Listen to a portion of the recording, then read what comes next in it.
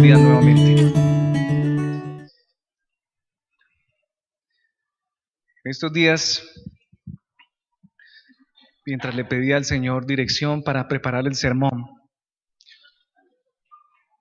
generalmente uno tiene varios sermones escritos, pero hay momentos en donde el Señor para ese fin de semana no quiere lo que de pronto uno ya tiene preparado de antemano.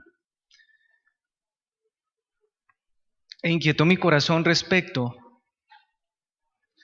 a un mensaje que está en el libro que llamamos el libro de la revelación o revelaciones o lo que está descubierto o el libro de Apocalipsis. Y ese mensaje que el Señor ponía en mi corazón es el mensaje que puso en visión al apóstol Juan. Esa visión que tenía que ver con las cosas que estaban pasando, las cosas que pasarían hasta este tiempo. Pero hay un mensaje, hay una introducción en el capítulo número 1 de Apocalipsis, pero el capítulo 2 y 3 habla a las 7 iglesias que estaban en aquel entonces en el Asia Menor, lo que es hoy Turquía. Pero antes de comenzar, ¿qué hacemos nosotros acá, hermanos? ¿A qué venimos como iglesia? Tal vez hoy con el mensaje que el Señor tiene para hoy, y me lo confirmaba porque yo decía, Señor, si ese es el mensaje que tú quieres, confírmalo. E increíblemente me empezó a llegar al WhatsApp y a mi correo una cantidad de mensajes que tenían que ver con Apocalipsis 2 y 3, el mensaje a las 7 iglesias. Y vamos a ver que es un mensaje escrito hace más de 2000 años, pero que tiene varias aristas. Tal vez hoy nos toque a nivel personal. También vamos a descubrir qué quería decir Jesús a través del apóstol Juan a esas 7 iglesias hace 2 milenios. Pero también esas 7 iglesias iban a representar a través de la historia, desde el año 0, o sea, del año después de Cristo, hasta nuestra época, diferentes etapas o eras o tiempos de la iglesia. Pero quiero empezar con una introducción, por lo cual estamos aquí. Es una introducción, una exégesis de una Biblia que es de la Reina Valera, que llama mucho mi atención y quiero que sea de la misma manera para usted.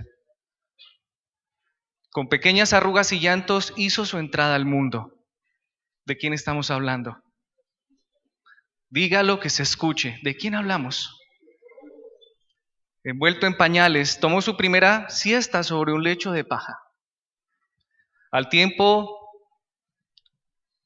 sujeto al tiempo y a sus padres, creció hasta ser un hombre en la Palestina ocupada por los romanos.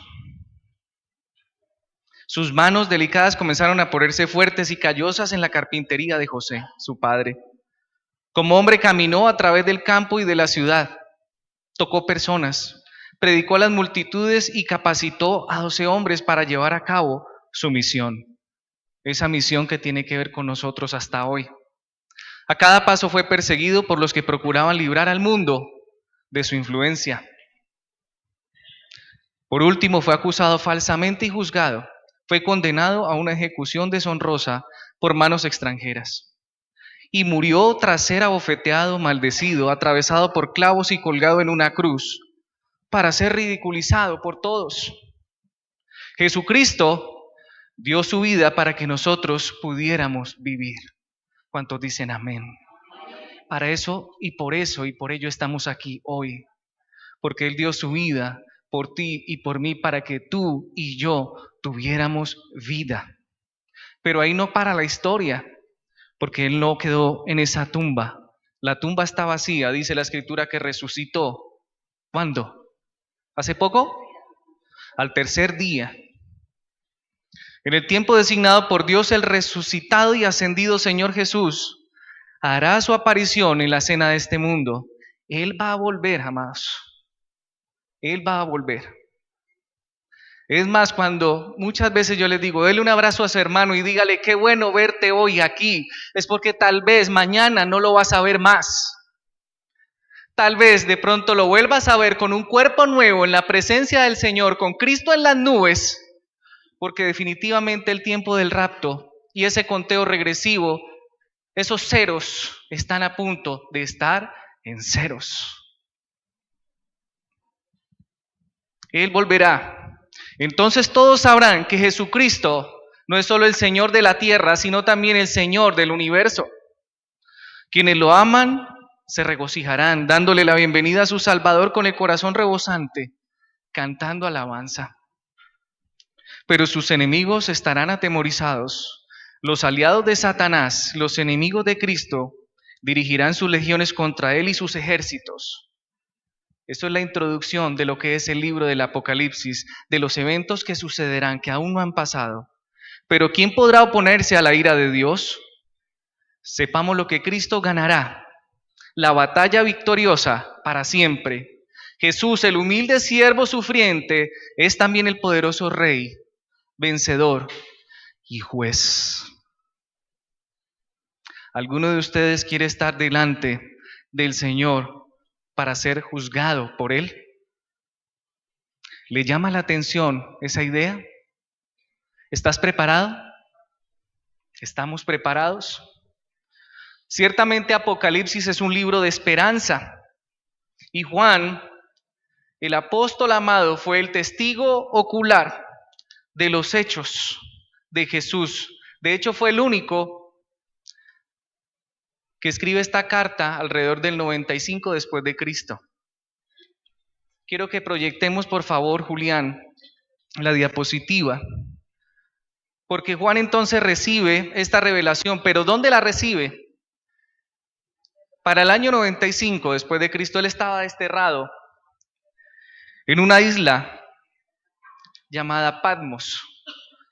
De esto vamos a hablar, pero lo vamos a hablar en 2 sermones. Hoy será la primera parte. Juan estaba por aquí, en un archipiélago donde estaba el mar Egeo y se conformaban 12 islas. Él estaba entonces al suroccidente del Asia Menor, lo que llamamos hoy Turquía, y él enviaría a un mensajero para llevar el mensaje que en un perfecto orden Dios reveló al apóstol Juan. Y está ese orden, miren el recorrido, iglesia número 1, 2, 3, 4, 5, 6 y 7. Esas iglesias son Éfeso, Esmirna, Pérgamo, Tiatira, Sardis, Filadelfia y Laodicea. Jesús siempre y hasta hoy ha tenido especial interés y cuidado por su iglesia. Así como Dios en el Antiguo Testamento siempre estuvo y tuvo especial cuidado con el pueblo de Dios en todo el Antiguo Testamento. Siempre se preocupó de un mensaje, siempre se preocupó por advertirle, por decirle qué era lo que debía hacer. Y en el Nuevo Testamento no es la excepción. Desde el mismo cielo, Jesucristo estaba viendo que algo pasaba con estas iglesias. Estamos hablando de las iglesias del primer siglo. Pero es increíble que siempre la profecía de Dios, se habla de la dualidad de la profecía. Y es que Dios daba un mensaje que generalmente, y pasaba con los profetas, se cumplía en el mismo instante de los hechos del pueblo, pero también era una profecía que tenía que ver con las cosas que iban a suceder. Y vamos a ver en el mensaje a cada iglesia, hoy vamos a estar en la iglesia 1, 2 y 3, Éfeso, Esmirna y Pérgamo, que dice cosas puntuales, pero que van a tener que ver también con nosotros.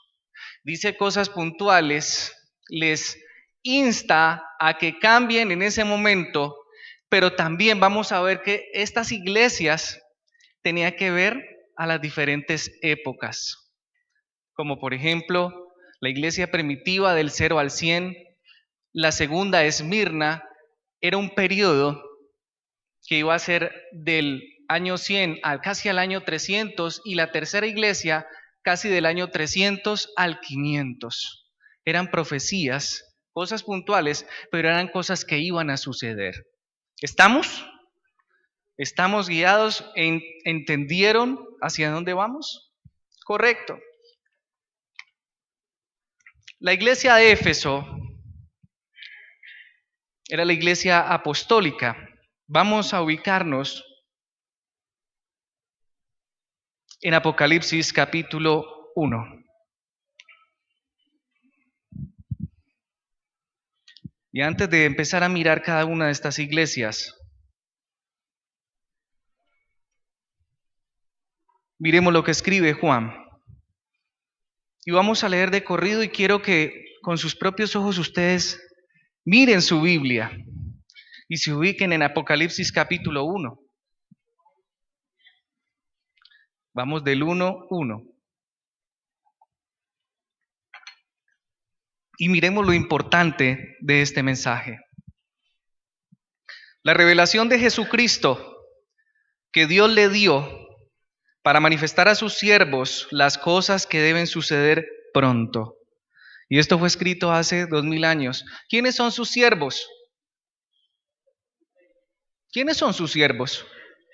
La iglesia, nosotros. Y la declaró enviándola por medio de su ángel a su siervo Juan, que ha dado testimonio de la palabra de Dios y del testimonio de Jesucristo y de todas las cosas que ha visto.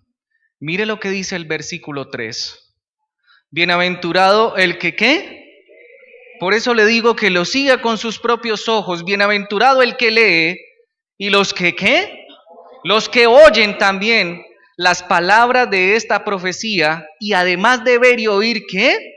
Y guardan las cosas en ella escritas, porque el tiempo está lejos.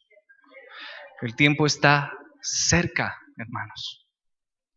Juan, a las 7 iglesias que están en Asia, gracia y paz a vosotros, del que es y que era y que ha de venir, y de los 7 espíritus que están delante de su trono, y de Jesucristo el testigo fiel, el primogénito de los muertos, y el soberano de los reyes de la tierra, al que nos amó, y nos lavó de nuestros pecados con su sangre, y nos hizo ¿qué?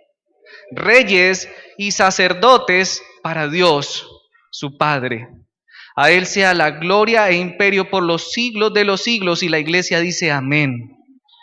He aquí viene con las nubes, he aquí que viene con las nubes, y todo ojo le verá, y los que le traspasaron, y todos los linajes de la tierra harán lamentación por él. Sí, y la iglesia dice amén.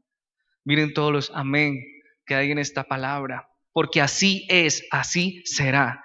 Y dice el 8, palabras de Jesús. Yo soy el primero y el postrero, es decir, yo soy el alfa y la omega, el principio y fin, dice el Señor, el que es y que era y que ha de venir. ¿Quién? El Todopoderoso. Por eso les decía, ¿por qué estamos aquí? ¿Qué es lo que estamos haciendo? ¿A quién estamos creyendo? Al Todopoderoso.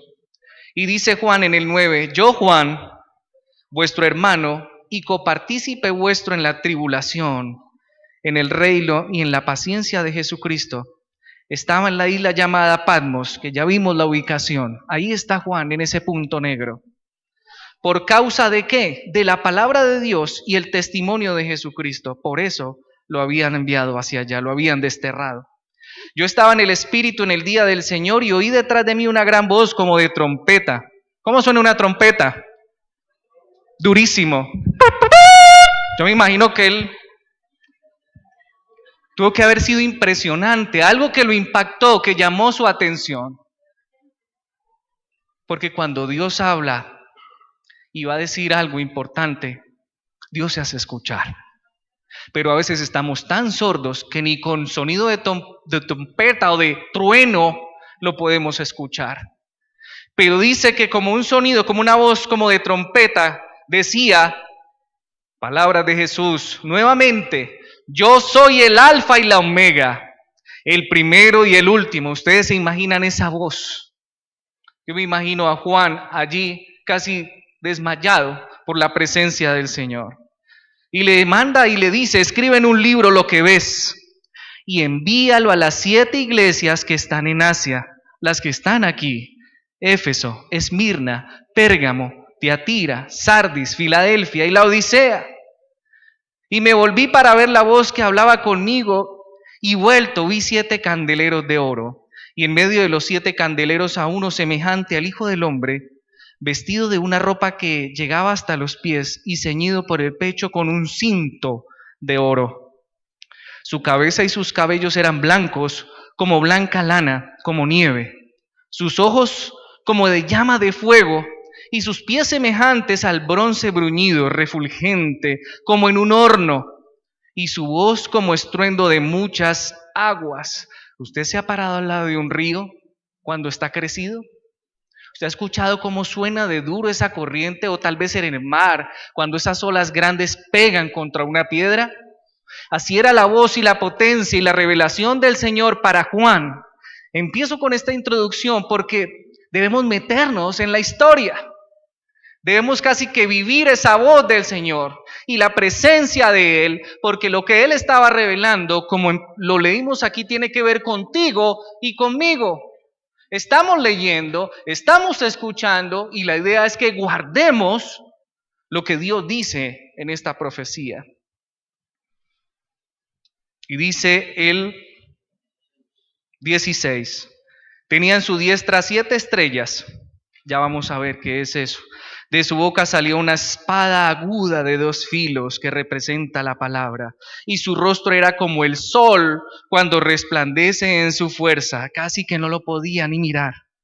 Cuando le vi, caí como muerto a sus pies. Yo creo que a usted y a mí nos pasaría exactamente lo mismo. ¿Qué pasa si el Señor en este instante le hablara de esta manera? Uno caería desmadejado de su presencia.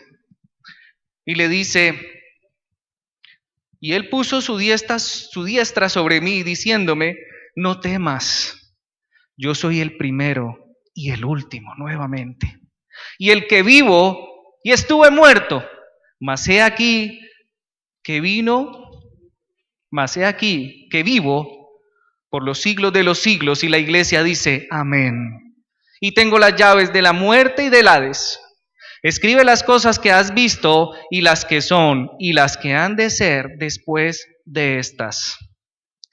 El misterio de las 7 estrellas que has visto en mi diestra, y de los 7 candeleros de oro. Aquí explica el Señor Jesús.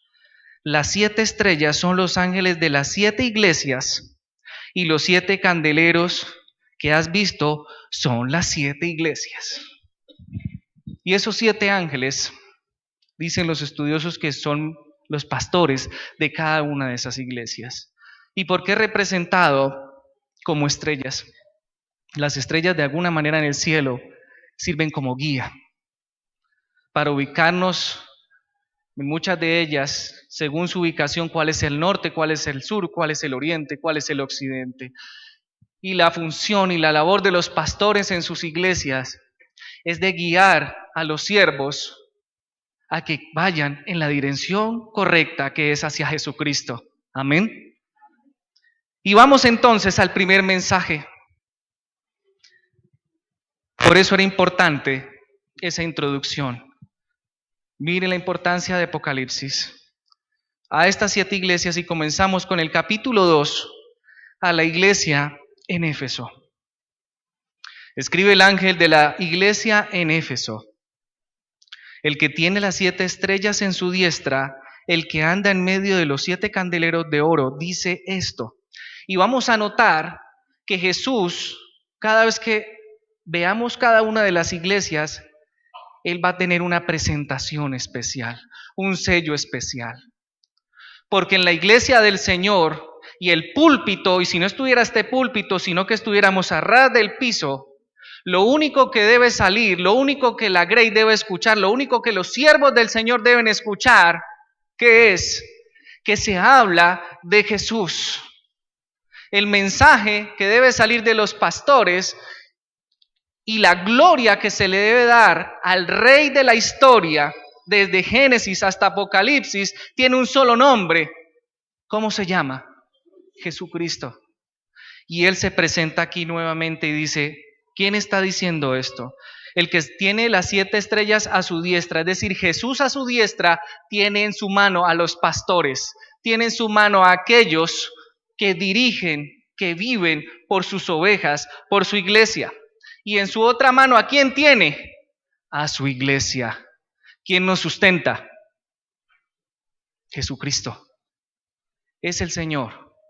Él es el Señor. Y le dice a los que están en Éfeso, estaban ubicados aquí, en este primer punto, la iglesia de Éfeso, cerca a las orillas del mar Egeo.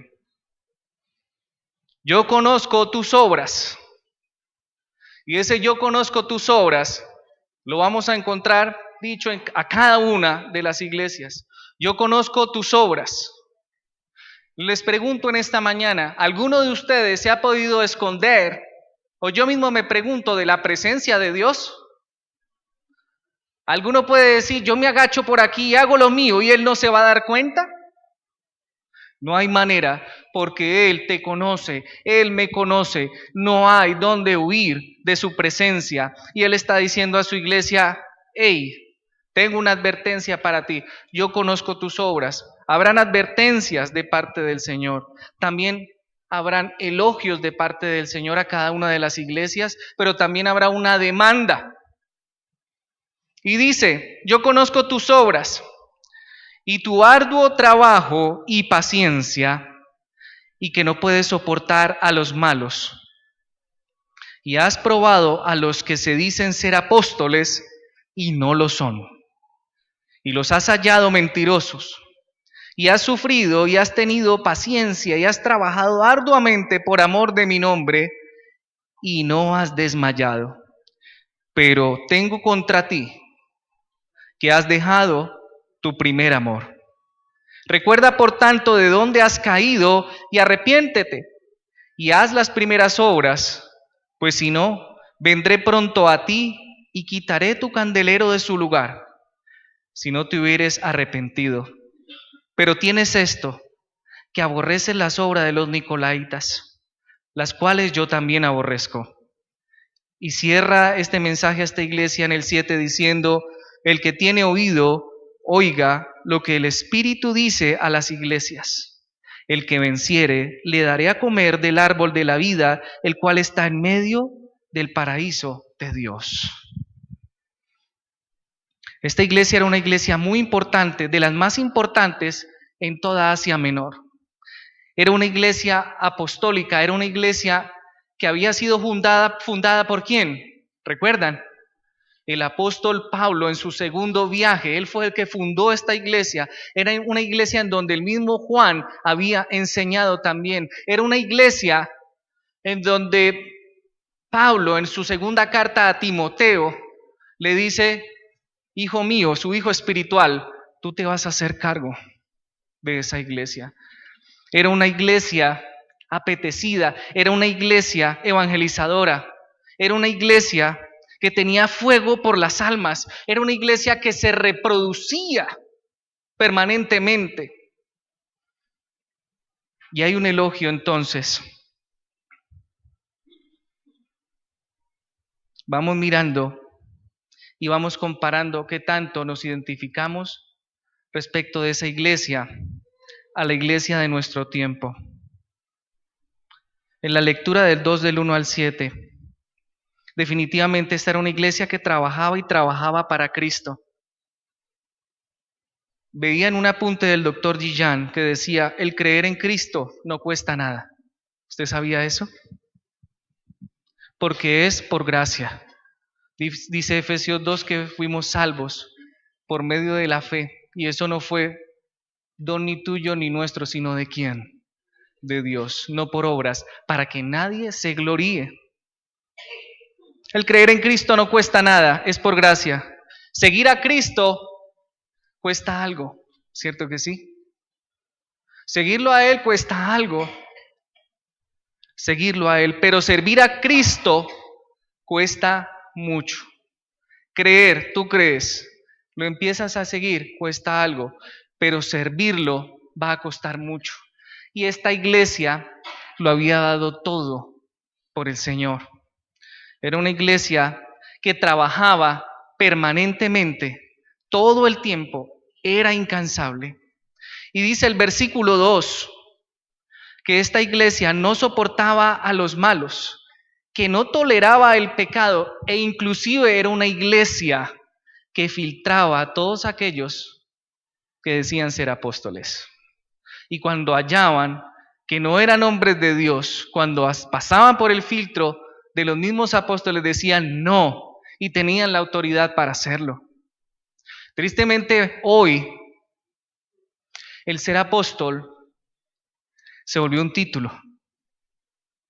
Hoy en día, cuando a veces prendemos el canal de esos canales cristianos, vemos a hombres de Dios llamados apóstoles del Señor Jesucristo, pero que no tienen el sello, según la Escritura, de ser hombres de Dios. Si alguien está tomando juiciosamente nota, usted va a encontrar en el primer libro a los Tesalonicenses, capítulo 2, y en segunda a los Corintios, capítulo 11, las características de un apóstol del Señor. Primera de Tesalonicenses 2, para que usted lo tenga allí, no lo vamos a leer aquí. Y segunda carta a los Corintios, capítulo 11, versículos 3 y 4. Los apóstoles eran personas humildes, personas que buscaban servir a su comunidad. No buscaban una posición o una jerarquía. Eran personas amorosas, que tampoco buscaban de ganancias deshonestas. Pero hoy en día, ¿qué es lo que vemos? Tristemente, vemos una posición en donde casi que el ser apóstol también ya le está quedando pequeño. No demoramos en decir, ya no soy apóstol, soy un arcángel, soy un querubín. Y cuando entran, casi que hay que hacer una reverencia. Y Jesús, a la iglesia del primer siglo, estaba diciéndole, qué bueno que ustedes no soportan el pecado, qué bueno que ustedes filtran a sus maestros, qué bueno que es una iglesia que no come entero. Y habla también en el versículo 6 de los nicolaítas.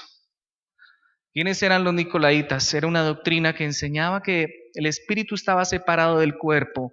Entonces decían, pues no sé, mi cuerpo fue lo que hizo mal, pero mi espíritu está limpio. Entonces usted llega donde su esposa y mi amor, sí, mi amor, este cuerpo cochino, pero yo estoy limpio, mi amor.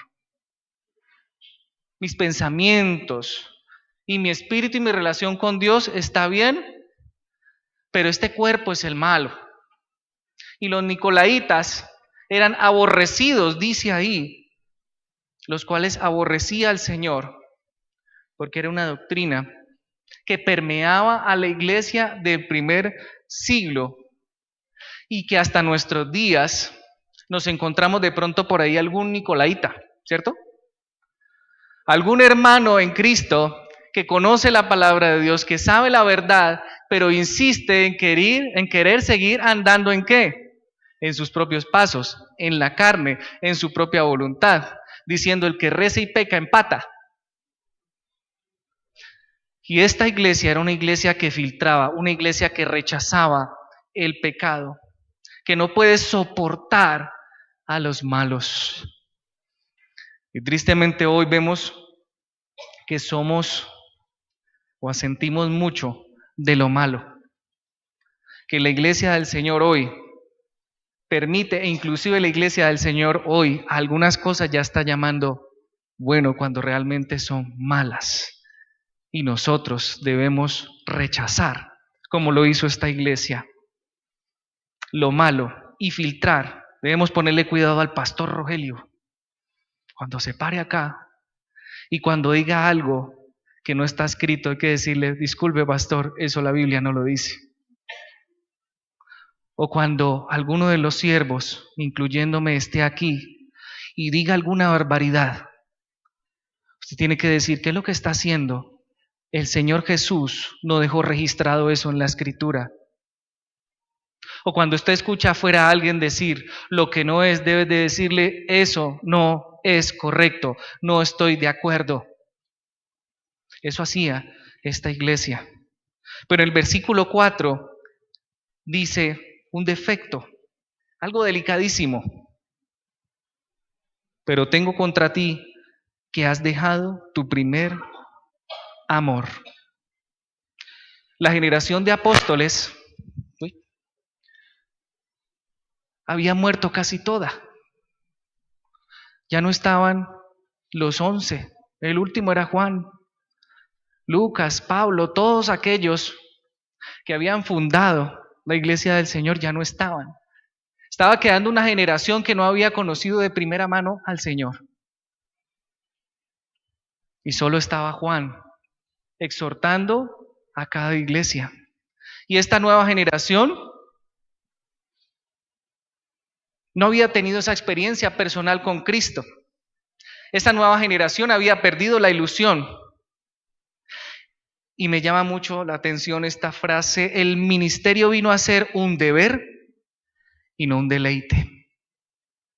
Repito, el ministerio vino a ser un deber y no un deleite. ¿Cuántos de nosotros aquí venimos a servir porque nos toca, porque es un deber? Pensemos en eso. ¿Cuántos de nosotros aquí venimos porque es un deber venir a la iglesia para que nos pongan en la lista de sí vino? Pero para cuántos de nosotros es un deleite? ¿Para cuántos de nosotros nos acostamos pensando, mañana es el día en que tengo con mi Señor y voy a dejar hasta mis benditas ropas listas para que no me tome la tarde? Porque tengo que estar de primero, voy a llegar de primero, porque no tengo ni debo, yo quiero. Es un deleite estar en la presencia del Señor. Y ellos, el Señor dice, cuidado, se están olvidando en que sirven mucho, hacen muchas cosas, pero olvidan la sustancia, el propósito de esas muchas cosas, y es el Señor, ese deleite en Jesucristo. Es el deleite de venir un jueves a encontrarte con tu hermano, porque tal vez tiene una situación y Dios te va a usar para darle una palabra a él.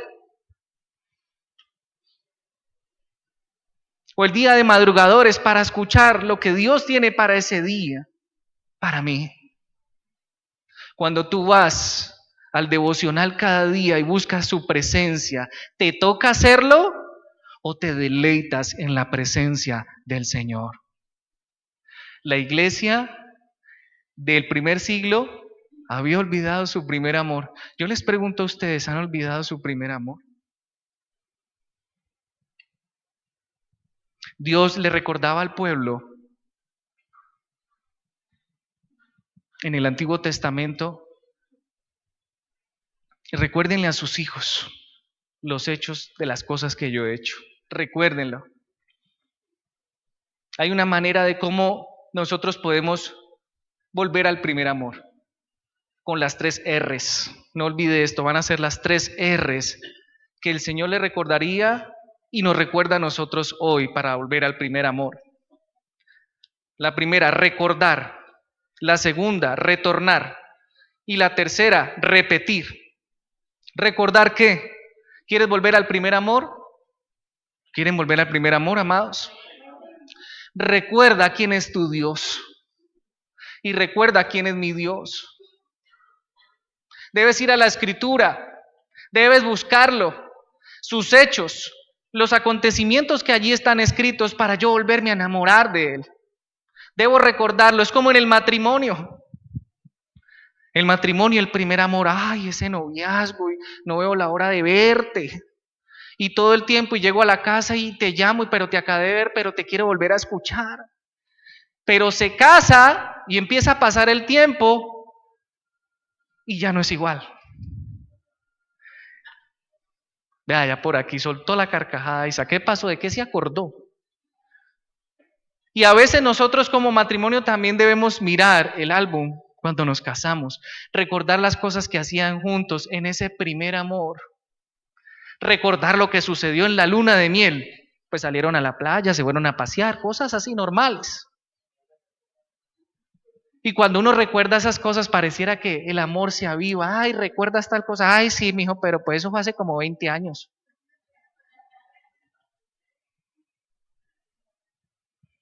Y mucho de lo que es un matrimonio, así mismo nuestra relación con el Señor. Un matrimonio frío es la relación de un hombre y una mujer frío con el diseñador del matrimonio, con Dios. Es igual. Debemos recordar y retornar qué significa arrepentirnos. Él lo decía allí en el versículo 5. Recuerda, por tanto, de dónde has caído y arrepiéntete. Le decía a la iglesia de Éfeso, arrepiéntete. Arrepiéntete. Recuerda lo que hacías antes, pero cómo lo hacías y para quién lo hacías, que no se te vuelva una costumbre. Que a ti no se te vuelva una costumbre venir a la iglesia. Que a ti no se te vuelva un amuleto orar, sino que sea un deleite. Les está diciendo a la iglesia del primer siglo, deleítate en el Señor. Y repitamos, y ahí en el versículo 5 lo dice, y haz las primeras obras, pues si no, vendré pronto a ti y quitaré tu candelero de su lugar, si no te hubieres arrepentido. ¿Y qué es un candelero? ¿Para qué es un candelero? Luz. Te quitaré, no habrá más luz. ¿Y saben qué pasó con esa iglesia hasta hoy? Ya no existe. Solo ruinas. Cuando la gente va y visita ese lugar, solo hay ruinas de esa iglesia porque finalmente, a través del tiempo, ese candelero se apagó. Se apagó. El desafío. Dios desafía, dice, el que tiene oído, oiga lo que el Espíritu dice a las iglesias. Al que venciere, le daré a comer del árbol de la vida, el cual está en medio del paraíso de Dios. Al que venciere. Esta iglesia insistió hasta un tiempo, insistió e insistió, y por un tiempo venció.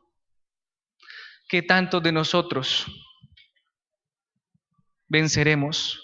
Primera de Juan 5, 1, 5, se los voy a leer, dice: todo aquel que cree que Jesús es el Cristo es nacido de Dios, y todo aquel que ama al que engendró, ama también al que ha sido engendrado por él. En esto conocemos que amamos a los hijos de Dios, cuando amamos a Dios y guardamos sus mandamientos. Pues este es el amor de Dios, que guardemos sus mandamientos, y sus mandamientos no son gravosos. Porque todo lo que es nacido de Dios vence al mundo. Repito, porque todo lo que es nacido de Dios vence al mundo. Y esta es la victoria que ha vencido al mundo, nuestra fe. ¿Quién es el que vence al mundo? Sino el que cree que Jesús es el Hijo de Dios. ¿Hay algo por lo cual tú estés aquí también hoy que te sientas que has perdido? Estamos tal vez como esta primera iglesia. ¿Cómo les parece que la idea era que iba a hablar de 3 iglesias? Y este sermón apenas nos tomó una iglesia, pastor. Solo una. Señor, ¿le ha tocado de pronto solo en esta primera iglesia algo que tenga que ver con usted? Iglesia, ¿has dejado tu primer amor? Iglesia, ¿has dejado de trabajar para el Señor? Estás muy ocupado trabajando afuera, pero no trabajando arduamente para el Señor. Nos hemos acostumbrado a Dios, pero no nos deleitamos en su palabra y en su presencia. Porque Juan es claro cuando él escribe también una de sus cartas, la primera carta, cuando dice, ¿quién es el que vence al mundo sino el que cree que Jesús es el Hijo de Dios? Si cada uno de los que estamos aquí creemos que Jesucristo es el Hijo de Dios, entonces hemos vencido al mundo. Turquía, la actual Turquía, que es esta zona, de estas 7 iglesias, vamos a ver que solo se conserva una, las demás desaparecieron. Y saben una cosa, actualmente han desaparecido también muchas iglesias cristianas. Iglesias que han comenzado y han desaparecido. Gloria al Señor porque esta iglesia particularmente tiene 26 años. ¿Y por qué creen que se ha mantenido? Porque se ha predicado la palabra de Dios, lo que es. Y aún en medio de todos sus errores, como la iglesia del primer siglo, procura trabajar, procura hacer lo bueno, llamar a lo malo, malo, y a lo bueno, bueno. Y tú puedes hacer un filtro hoy también de en qué clase de iglesia estás hoy.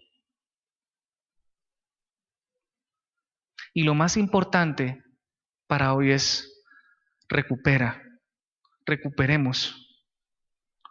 nuestro primer amor, amados.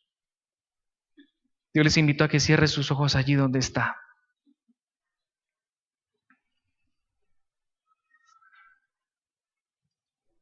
Y pensemos y meditemos.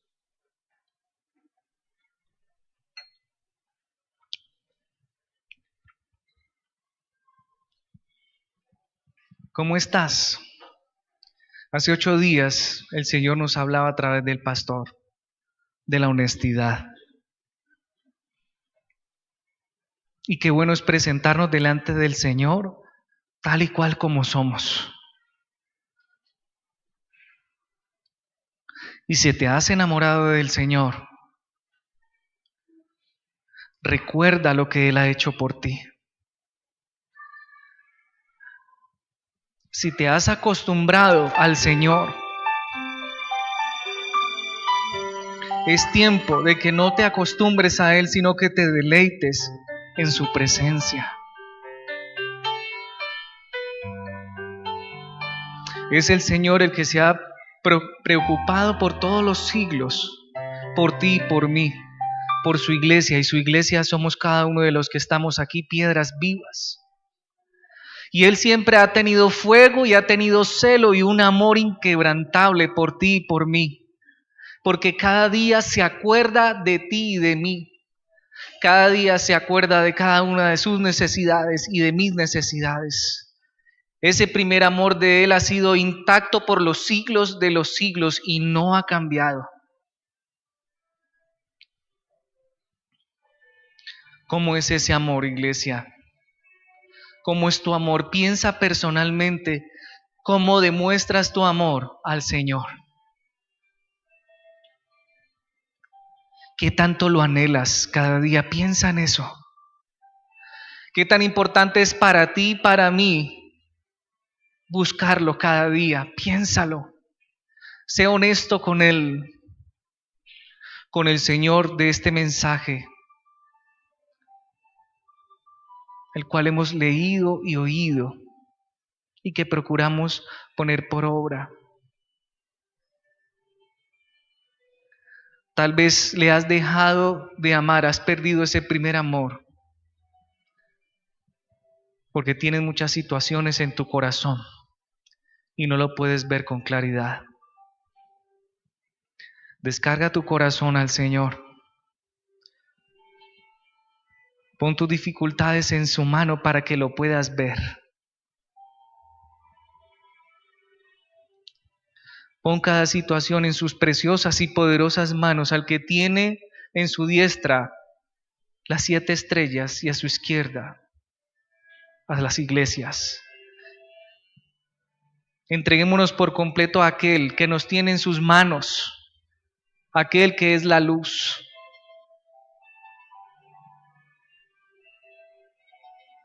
Padre, que en nuestro corazón haya ese celo por tu palabra, ese celo por no hacer lo malo, sino aborrecerlo, Señor, como tú lo aborreces y como lo demandabas a tu iglesia en el primer siglo.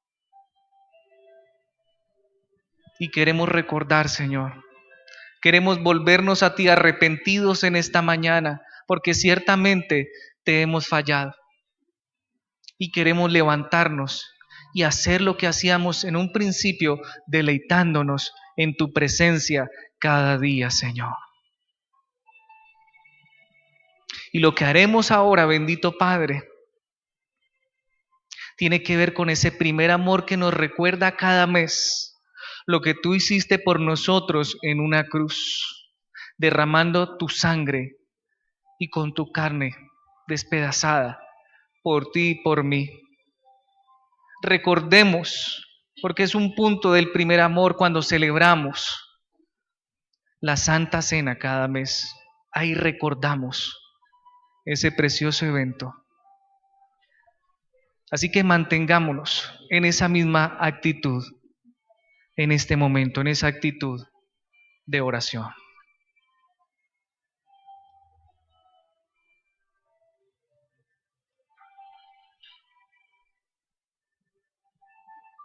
En ese corazón arrepentido, en ese corazón reverente, para aquel que nos tiene en este lugar. Bendito sea, Señor. En el nombre de Jesús. Amén y amén.